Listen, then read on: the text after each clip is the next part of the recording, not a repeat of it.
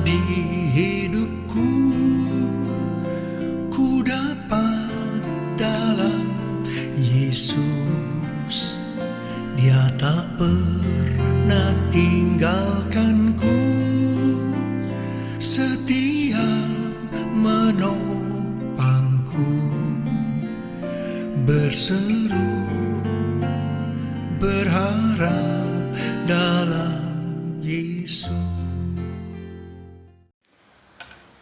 Shalom saudara-saudaraku di dalam Yesus Kristus Tuhan kita. Apa kabar? Bertemu kembali bersama kami di channel Misi SWD Indonesia dalam program acara Obor Kehidupan Misi. Di mana dalam acara ini kita diajak untuk merenungkan kembali iman kita melalui kesaksian saudara-saudara kita, baik itu kisah kesaksian pengalaman kebahagiaan, kesedihan, penderitaan, bahkan kepahitan dalam hidup. Namun bersama Tuhan Yesus, iman kita tetap kuat di dalam segala pencobaan. Pada episode kali ini akan dikisahkan tentang pengalaman rohani seorang kakek dalam menaklukkan kuasa iblis.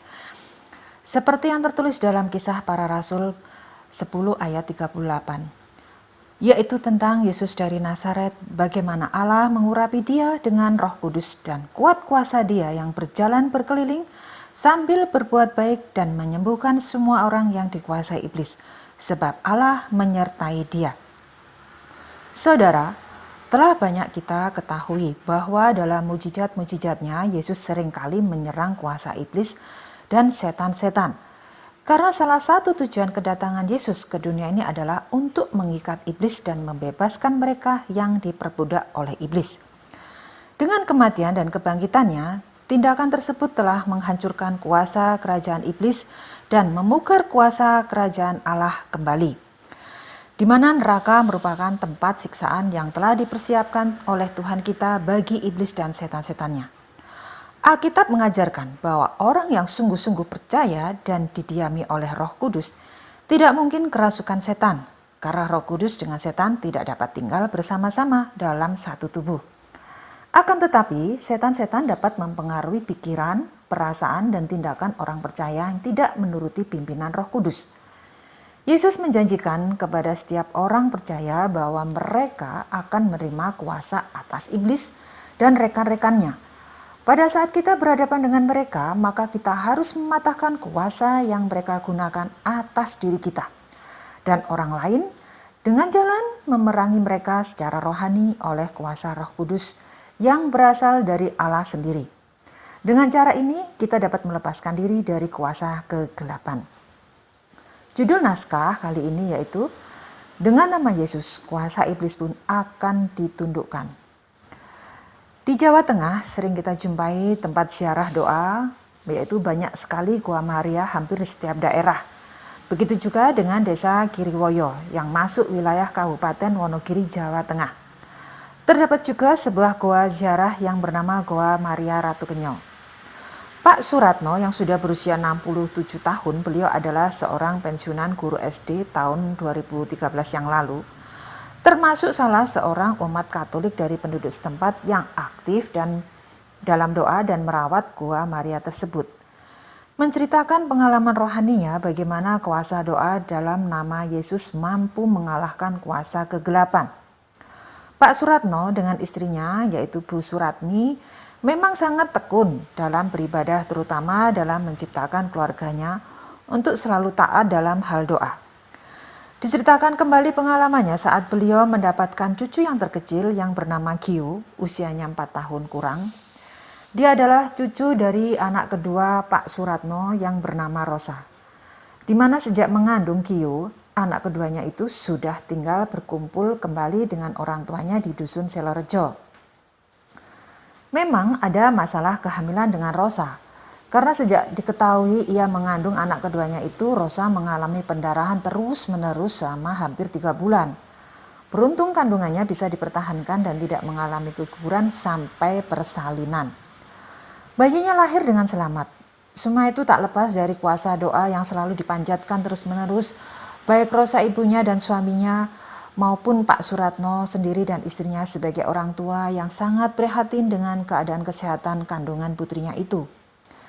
Gio kecil tumbuh begitu sehat dan sangat cerdas. Semenjak kecil sudah terlihat dia begitu pintar. Apapun yang diajarkan orang tuanya selalu dihafalkannya dengan mudah, cepat. Dia diberi pengertian juga mudah. Begitu juga hafal dengan semua tetangganya satu persatu walaupun saat itu masih balita. Begitu pula dengan doa-doa yang diajarkan Pak Suratno, sangat cepat sekali dia menghafalnya. Mulai doa syahadat singkat sampai doa Bapa Kami dan Salam Maria sangat mudah dia hafalkan. Pak Suratno pun sering mengajak Gio berdoa di Gua Maria juga maupun berdoa di rumahnya. Begitu akan menyiapkan waktu untuk berdoa, Gio sudah tahu apa saja yang akan diperlukan untuk menyiapkan doa itu. Mulai buku doa, Alkitab, lilin, serta salib. Gio sudah mampu menyiapkan semuanya, diletakkan di meja doa untuk Pak Suratno. Dia pun juga mengikutinya. Rumah Pak Suratno yang luas pekarangnya kurang lebih sekitar 1.300 meter yang dia beli dari seorang lurah saat itu, telah dibangunnya 2 rumah bersebelahan, yang depan untuk anak pertamanya dan yang belakang memang diperuntukkan untuk Rosa anak keduanya nanti. Gio memang suka sekali bermain di halaman rumah tersebut. Suatu sore, Gio bermain di teras bersama dengan Pak Heru, Pak D-nya itu, yaitu menantu Pak Suratno dari anak pertamanya yang berprofesi sebagai supir truk pengangkut batu bangunan yang diambil dari sungai atau mungkin daerah gunung, yang memang sangat akrab dengan Gio, mengingat anak Pak Heru sudah dewasa semua, sehingga setiap Pak Heru pulang dari kerja selalu menggendong Gio dan diajaknya bermain di rumahnya. Pagi itu Gio bangun seperti biasanya, tak ada tanda-tanda aneh dengan sikapnya. Dia tidak rewel tetapi tetap ceria dan semangat. Namun kali ini ada yang berbeda dengan biasanya. Semenjak bangun pagi, Gio sudah uring-uringan dengan mengucapkan kata-kata kotor yang tidak pantas diucapkan untuk anak-anak seusianya. Selain itu, makian terus-menerus keluar dari mulutnya, sampai ibunya jengkel. Tiap diingatkan untuk berkata yang sopan, Gio tetap saja mengucapkan kata-kata kotor. Begitu pula saat berdoa. Misal dalam doa Bapa Kami, Gio bisa mengucapkan Bapa Kami tapi ditimbui dengan kata-kata kotor. Dan kejadian itu terus-menerus. Sepertinya Gio sendiri tak menyadari keadaannya, walaupun dia tahu bahwa yang diucapkan itu tidak sepatutnya. Namun Gio kecil tak kuasa untuk menutup mulutnya. Akhirnya Pak Suratno pun meminta didoakan oleh Mbah Mio, seorang sesepuh Katolik yang biasa merawat Gua Maria. Beliau memang punya talenta pendoa.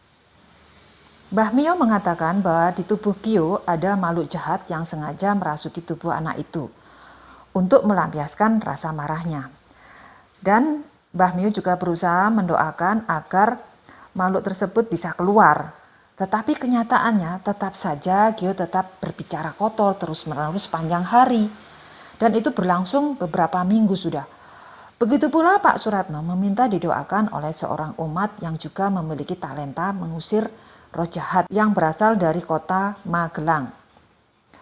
Ia juga mengatakan hal yang sama seperti Mbah Mio, bahwa Gio dikuasai oleh roh jahat dan dia dibantu mendoakannya. Namun tetap saja Gio berbicara kotor serta memaki. Dan akhirnya Pak Suratno pun diberi info oleh salah seorang kenalannya di luar kota bahwa ada seorang bruder dari kota Pontianak yang juga memiliki talenta pengusiran roh jahat dari jarak jauh. Bruder itu bernama Bruder Alek. Maka Pak Suratno pun segera menghubungi bruder tersebut dan atas saran Bruder Alek, Pak Suratno pun diminta untuk mengirim foto Gio dengan lengkap mulai wajah bagian depan, belakang, serta ubun-ubun Gio. Tak lupa Pak Suratno juga mengirimkan denah rumahnya untuk dipelajari oleh bruder. Kemungkinan ada roh jahat yang tinggal di rumah Pak Suratno. Dan benar, selang 1 mingguan kondisi Gio sudah ada perubahan sedikit demi sedikit. Jika sehari Gio bisa mengucapkan kata-kata kotor dan makian lebih dari 25 kali, namun setelah didoakan bruder semakin berkurang. Takkanlah sehari tinggal 5 kali. Usut punya usut, ternyata ada cerita lain dengan riwayat keluarga Pak Suratno, bahwa nenek dari Pak Suratno dulunya adalah seorang dukun bayi yang cukup pintar dalam membantu persalinan. Yaitu selain itu bisa mengusahakan seorang ibu untuk memiliki anak, baik dengan jalan memijat kandungan, bahkan dia bisa memindahkan janin dari dalam kandungan seseorang ke orang lain. Nenek tersebut juga bisa mengusir roh jahat yang menempati tanah di rumah Pak Suratno sebelum dibangun rumahnya, yaitu tahun 1983 silam. Namun saat ini beliau sudah almarhum.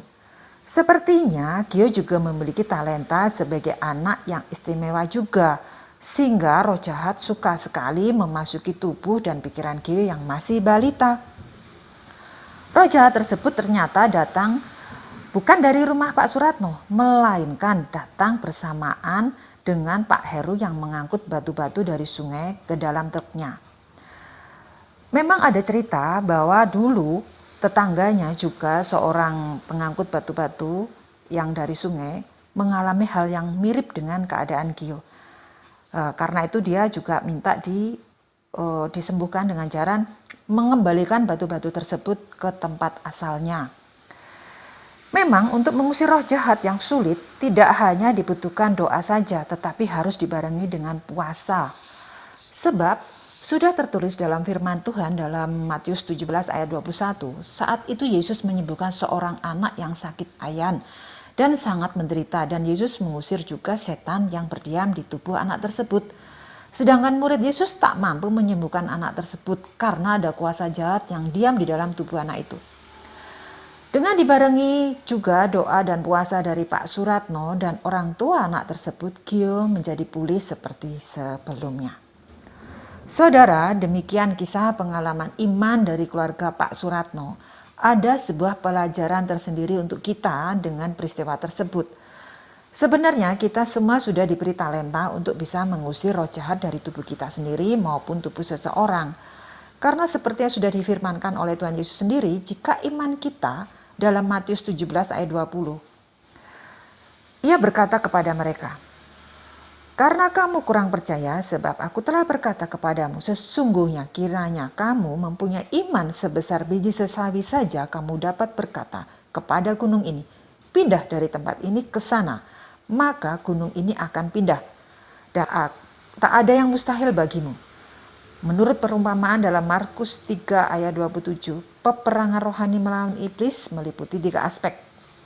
Yaitu yang pertama, menyatakan perang terhadap iblis sesuai dengan tujuan Allah. Yang kedua, memasuki rumah iblis, menyerang dan menguasainya dengan doa dan pemberitaan firman Allah, serta membinasakan senjata-senjata tipu daya dan godaan setan. Yang ketiga, merebut miliknya, yaitu membebaskan mereka selama ditawan oleh kuasa iblis dan memberi mereka kepada Allah supaya dapat menerima pengampunan dan pengkudusan melalui iman kepada Yesus Kristus. Demikian juga dalam Yakobus 4 ayat 7 menyebutkan, "Karena itu tunduklah kepada Allah dan lawanlah iblis, maka ia akan lari daripadamu." Untuk itu semua kita harus selalu waspada dan pakailah selalu senjata Allah, yaitu roh kebenaran, keadilan, Injil keselamatan, firman Allah, dan doa adalah alat-alat yang sudah Allah berikan kepada kita, dapat membantu kita menang secara rohani, mengalahkan serangan dan cobaan melawan iblis. Dan janganlah kita berhubungan atau meminta kesembuhan dari kuasa lain selain dari Tuhan Yesus sendiri. Ingatlah, karena iblis ada raja dari segala pendusta. Demikian saudara, kisah kesaksian pada episode kali ini. Kita akan berjumpa kembali pada episode selanjutnya. Jangan lupa kirimkan juga kisah kesaksian saudara melalui WA kami seperti yang tertera dalam video ini,